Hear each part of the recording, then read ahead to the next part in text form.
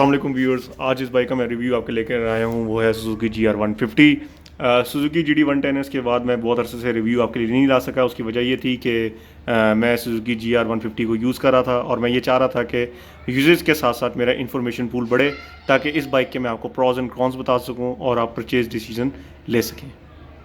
तो मैं आपको इस वीडियो में कोशिश करूंगा कि मैं बताऊं कि क्या चीज़ें इस बाइक के अंदर मुझे पसंद आई और क्या चीज़ें मुझे इसमें पसंद नहीं आई।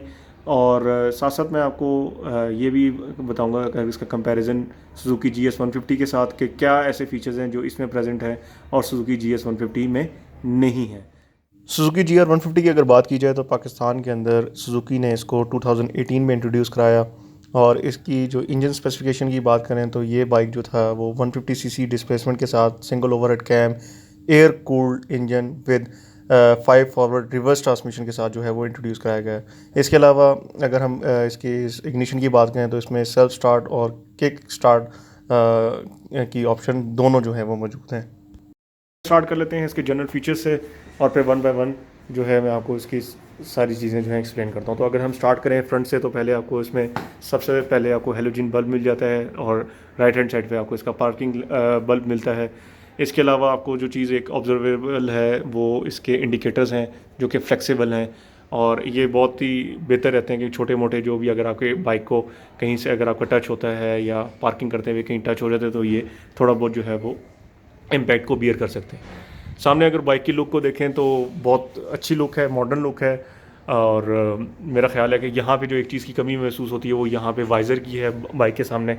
तो बल्कि मैं शुरू में यही समझा था कि शायद ये जब मॉडल आया तो मैंने जब इसको रोड पे चलते हुए देखा तो मुझे ये लगा शायद इसमें वाइज़र उतारा हुआ है, लेकिन ये बाय डिफ़ॉल्ट ही ऐसा है। पे इसके अलावा जो है हमारे पास प्लास्टिक मडगार्ड जो है इसका टेलीस्कोपिक इसके शॉक्स हैं जो कि कवर्ड हैं और जिसकी वजह से इसको लुक भी अच्छी मिलती है और ये डस्ट से भी इसके शॉक्स जो हैं वो बच जाते हैं। फ्रंट टायर की बात करें तो हमारे पास ये पैंथर ट्रैकर का है, 18 इंच अलॉय रिम्स हैं। डिस्क ब्रेक आपको मिल जाती है with dual piston caliper. Braking इसकी बाइक की बहुत ही ज़बरदस्त है। स्विच असेंबली की अगर हम बात करें तो राइट हैंड साइड पे हमें सबसे पहले मिल जाता है सेल्फ स्टार्ट का बटन और ऊपर जो है ये हमें हेडलाइट और पार्किंग लाइट का ऑन ऑफ का बटन जो है वो मिल जाता है। इसके अलावा इस जगह पे आपको ये डिस्क ब्रेक का ऑयल चैम्बर है। लेफ्ट हैंड साइड की अगर हम स्विच असेंबली की बात करें तो ये हमारे पास इंडिकेटर्स का बटन है और ये इंडिकेटर्स जो है आप वापस भी इससे आकर बंद कर सकते हैं और या फिर आप इसको प्रेस करके भी इंडिकेटर्स को ऑफ कर सकते हैं, जो कि एक अच्छा फीचर है। ड्राइव में भी आपको थोड़ी बहुत कन्वीनियंस ये दे देता है। यहाँ पे जो है हेडलाइट का जो है हाई और लो हेडलाइट की ये बीम कंट्रोल करने के लिए स्विच है और नीचे यहाँ पे आपको हॉर्न मिल जाता है। यहाँ पर अगर आप आगे की तरफ आते हैं तो डिपर मिल जाता है, जो कि सुजुकी GS150 के अंदर ये ऑप्शन आपके नहीं मिलती। और इस साइड पे जो है ये आपको चोक का लीवर मिल जाता है, अगर आप इसको डाउन करेंगे तो चोक जो है वो आपकी इंगेज हो जाती है। की बात करें तो अगर आपको राइट हैंड साइड पे टैकोमीटर मिलता है, लेफ्ट हैंड साइड पे स्पीडोमीटर मिल जाता है और ऊपर ये आपको फ्यूल गेज मिल जाती है। अगेन ये फ्यूल गेज का जो ऑप्शन है आपको GS150 या GS150 SE के अंदर नहीं मिलती और यहाँ पे आपको गेयर इंडिकेशन मिल जाती है और ये भी फीचर जो है आपको जो सुजुकी GS150 के अंदर नहीं मिलेगा। एक और जो फीचर है आपकी इग्निशन स्विच के अंदर वो ये है कि अगर आप इसको फुल नीचे की तरफ रोटेट कर देंगे तो आपका यहीं से हैंडल जो है वो लॉक हो जाता है और फिर अगर इसको आप क्लॉकवाइज जो है रोटेट करेंगे तो हैंडल जो है वो अनलॉक हो जाता है, जो कि एक अगेन बड़ा अच्छा फीचर है इसमें। प्रोफाइल की बात करें तो ये ब्लैक कलर के अंदर बाइक है। इसके अंदर दो कलर्स आते हैं, ये ब्लैक है और इसके अंदर रेड मार्किंग्स है और दूसरा कलर इस बाइक के अंदर रेड कलर है जिसमें ब्लैक मार्किंग होती है। इंजन जो है वो भी टोटली ब्लैक कलर के अंदर है। एग्जॉस्ट भी जो है वो ब्लैक में है। सिर्फ एग्जॉस्ट के ऊपर ये जो आप कह लें जो एग्जॉस्ट का एक कवर इन्होंने बनाया हुआ है just for the stake of side, ये एक स्टेनलेस स्टील के अंदर जो है वो मौजूद है इसमें। अच्छा, यहाँ पे एक चीज़ मैं आपको मेंशन करता जाऊँ साइड कवर के हवाले से, जो कि माइन्यूट डिटेल है लेकिन शायद वर्थ इट हो मेंशन करना, वो ये है कि इसके साइड कवर के अंदर आपको अब लॉक मिल जाता है। GS150 के यूज़र्स को ये बहुत इशू था कि उनके जो साइड कवर्स था उसमें लॉक नहीं था और उसकी वजह से वो चोरी हो रहा था। लेकिन GR में भी ये काम इन्होंने पार्शली किया है, क्योंकि एक साइड पे इन्होंने लॉक आपको प्रोवाइड कर दिया है लेकिन दूसरी साइड पे जो है वो जस्ट स्क्रू से जो है इसका साइड कवर जो है वो लगा हुआ है। फ्यूल टैंक की बात करें तो 12.5 लीटर जो है इसका फ्यूल टैंक है, यानी 12.5 लीटर की फ्यूल कैपेसिटी है, इसमें फ्यूल आ सकता है। अगर बाइक की हम बैक साइड पे आएँ तो आपको यहाँ पे एक कैरियर मिल जाता है जिसकी 3 kg तक कैपेसिटी है वेट उठाने की। और पीछे बैक लाइट मुझे पर्सनली इसकी बहुत पसंद है, बड़ी खूबसूरत एक स्लीक डिज़ाइन के अंदर जो है इसकी रियर की लाइट है और यहाँ पे भी जो है आपको फ्लेक्सिबल इंडिकेटर्स मिलते हैं। बैक पर भी आपको प्लास्टिक मडगार्ड मिलता है जिसके ऊपर एक रिफ्लेक्टर भी लगा हुआ है। इसके अलावा अगर टायर की बात करें तो 18 इंच अलॉय रिम के साथ पैंथर ट्रैकर का टायर इस पर लगा हुआ है जिसका 80/80 का साइज़ है। बैक शॉक्स की अगर हम बात करें तो ये एडजस्टेबल शॉक्स हैं और 5 मुख्तलिफ तरह की इस पर आप एडजस्टमेंट कर सकते हैं, लेकिन बाय डिफ़ॉल्ट जो है ये एडजस्टमेंट 2 के ऊपर जो है ये शॉक्स सेट होकर आते हैं। चलें तो इसके अंदर फिर आपको फुट रेस्ट मिलते हैं जो कि रिट्रैक्टेबल हैं, एक बहुत ही अच्छा ऑप्शन है। और आपके जो ड्राइवर साइड के भी जो फुट रेस्ट हैं वो भी रिट्रैक्टेबल है, यानी अगर छोटा मोटा अगर इस पर खुदा ना खास्ता बाइक आपका गिरता है या कोई इम्पैक्ट आता है तो ये रिट्रैक्टेबल होने की वजह से थोड़े बहुत सेफ़ रह सकते हैं। इसके अलावा अगर हम गेयर्स की बात करें तो ये 5 फॉरवर्ड रिवर्स शिफ्ट है, यानी पहला गेयर इसका आगे लगता है और बाकी गेयर जो हैं पीछे लगते हैं। तो ये भी एक जो इसका ट्रांसमिशन का जो रिवर्स शिफ्टिंग है ये भी GS 150 में नहीं है। GS 1 में 150 के अंदर जो है लीनियर शिफ्टिंग है और इसकी रिवर्स शिफ्टिंग है। जनरल फीचर्स की बात होगी, अब बात करते हैं इस बाइक के अंदर क्या चीज़ें मुझे पसंद आई और ऐसे फीचर्स जो कि GS 150 SE से या GS 150 से इस बाइक के अंदर बेहतर हैं, उन फीचर्स की हम आज बात कर लेते हैं। तो पहले अगर हम देखें overall look, it's a completely redefined machine. तो लुक्स के हिसाब से काफ़ी बेहतर लुकिंग बाइक है, लेकिन मैं खैर इसके ऊपर कोई बाइस नहीं हूँगा कि ये बाइक जो है बेटर लुकिंग है या GS बेटर लुकिंग बाइक है। उसकी वजह ये है कि दोनों एक कम्प्लीटली डिफरेंट मशीन्स हैं इन टर्म्स ऑफ लुक। वो एक आपको रिट्रो किस्म की या क्लासिक किस्म की लुक देता है when it comes to GS 150, ये थोड़ा सा जो है आपको मॉडर्न लुक के अंदर आ जाता है। तो अगर आप सिंपली ये पूछना चाहते हैं कि GR 150 में क्या ऐसी बात है जो कि GS 150 में नहीं है, वो है इसकी ड्राइव वाइज ये बाइक मुझे इंतहाई पसंद आया। जिस तरह मैंने आपको लास्ट टाइम अपनी वीडियो में GD 110S के बारे में वही बताया था कि कंफर्ट के हिसाब से GD 110 is one of the best option. और लेकिन वो लैग यहाँ पे कर रहा था कि GD 110S जो था उसकी लैक ऑफ पावर थी। तो अगर आप चाहते हैं कि GD 110S में ही अगर आपको उसका कोई बड़ा भाई चाहिए तो GR 150 इज़ फॉर यू, यानी it has same comfort but with more power. अब मैं आपको ये बताऊंगा कि किन किन वजूहात की वजह से इसकी बाइक की ड्राइव जो है GS 150 से बेहतर है। तो सबसे पहले GR 150 पे बैठते ही आपको जिस चीज़ का एहसास होता है वो है इसकी सीट का। सीट इसकी काफ़ी ही सॉफ्ट है। GS 150 यूज़र्स को जो एक मुश्किल का सामना करना पड़ता था वो था उसकी सीट का।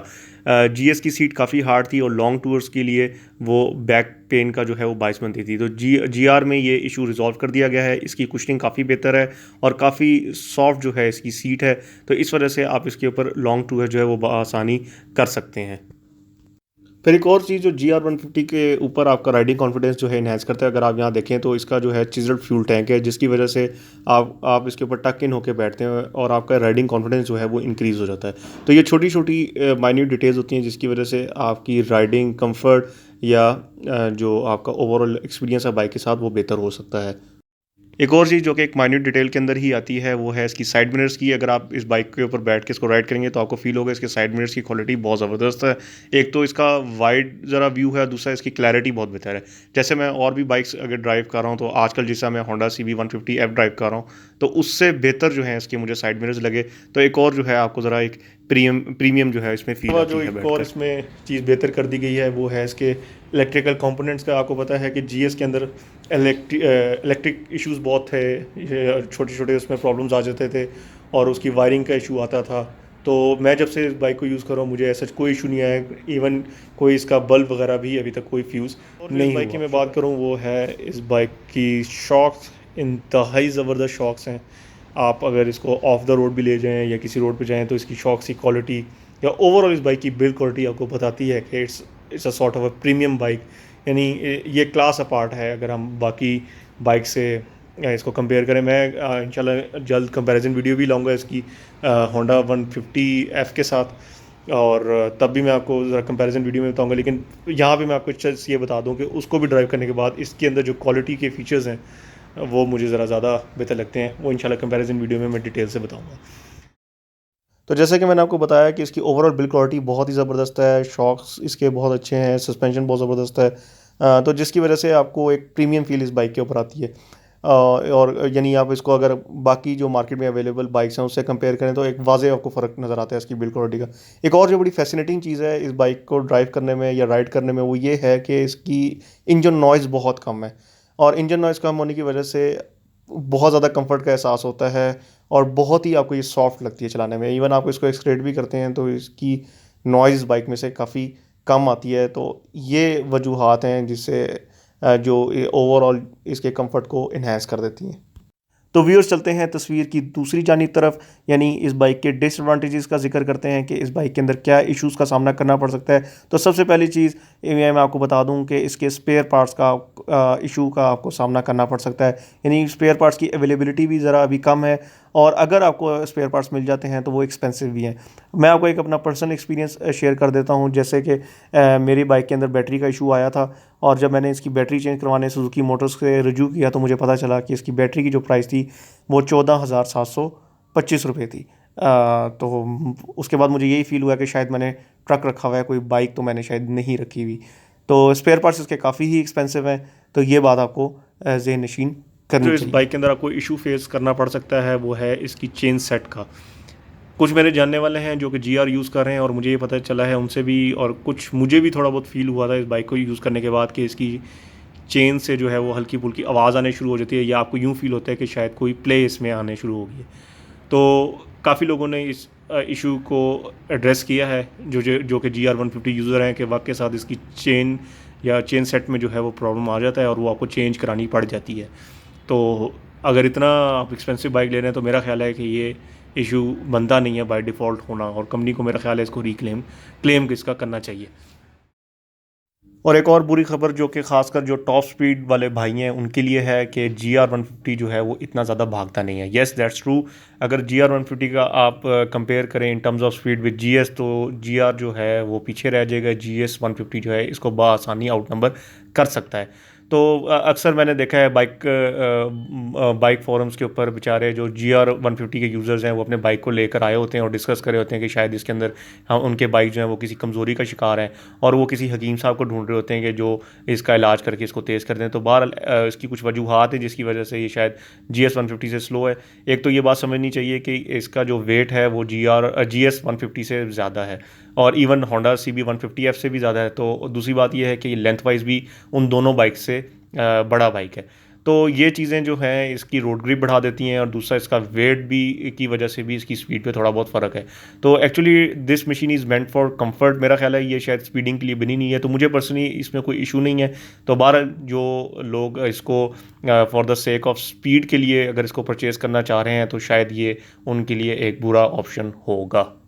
तो टॉप स्पीड की अगर बात की जाए तो ये 100 तक जाता है, लेकिन अगर इसको एक्सट्रीम पुल किया जाए तो शायद ये फिर 110 को टच कर जाए, इससे ज़्यादा जो है ये नहीं भाग सकता।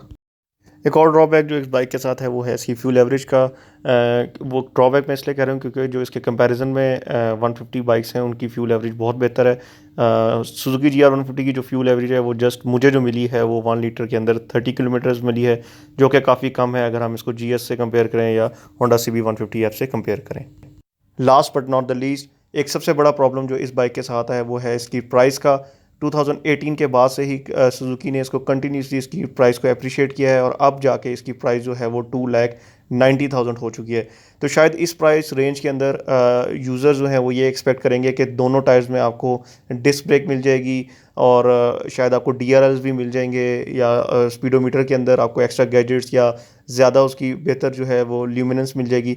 तो ऐसा इस बाइक में कुछ नहीं है, इसमें सिर्फ फ्रंट पे ही आपको डिस्क ब्रेक मिलती है। तो यानी इतनी ज़्यादा प्राइस होने के बावजूद भी इस बाइक के अंदर आपको कोई भी एक्स्ट्रा पर्क्स नहीं मिलेंगे। तो मेरा ख्याल है सुजुकी को चाहिए कि अगर आप इसकी इतनी ज़्यादा प्राइस रख रहे हैं तो कुछ एक्स्ट्रा इसके अंदर एडिड फीचर्स डाल दें, LEDs वगैरह डाल दें या DRL वगैरह डाल दें, जिसकी वजह से शायद ये बाइक जो है उस प्राइस रेंज को जो है वो जस्टिफाई कर पाए। फाइनल वर्डिक्ट देते हैं GR150 के हवाले से। तो ऐसे तमाम यूज़र्स के लिए सुजुकी GR150 बना है जो कि कंफर्ट चाहते हैं और ये चाहते हैं कि उनकी लॉन्ग राइड आसान हो। ये इवन ऐसे लोग भी जो एक प्रीमियम फैमिली बाइक चाहते हैं। हमारे यहाँ आजकल फैमिली बाइक की टर्म भी बड़ी कॉमन होती जा रही है। तो अगर आप फैमिली के लिए भी ये बाइक चाहते हैं और एक आप प्रीमियम फील चाहते हैं, और अगर आपके लिए टॉप स्पीड मैटर नहीं करती, तो GR150 इज़ फॉर यू। लेकिन उन तमाम लोगों के लिए GR150 नहीं है जो कि रेस के लिए बाइक चाहते हैं या टॉप स्पीड के लिए बाइक चाहते हैं, या जिनके लिए फ्यूल कंजप्शन या फ्यूल इकोनॉमी बहुत ज़्यादा मैटर करती है, या स्पेयर पार्ट्स की अवेलेबिलिटी या उनकी चीप होना जो है बहुत मैटर करता है। तो ये था जी सुजुकी GR150 के हवाले से रिव्यू। उम्मीद करता हूँ कि आपको मेरा एक्सपीरियंस हेल्प आउट करे आपके परचेज डिसीजन के अंदर। मज़ीद इस तरह की अगर वीडियोस चाहते हैं तो इस चैनल को सब्सक्राइब करें, बेल आइकन को प्रेस कर दीजिए। टिल देन, अल्लाह हाफिज़।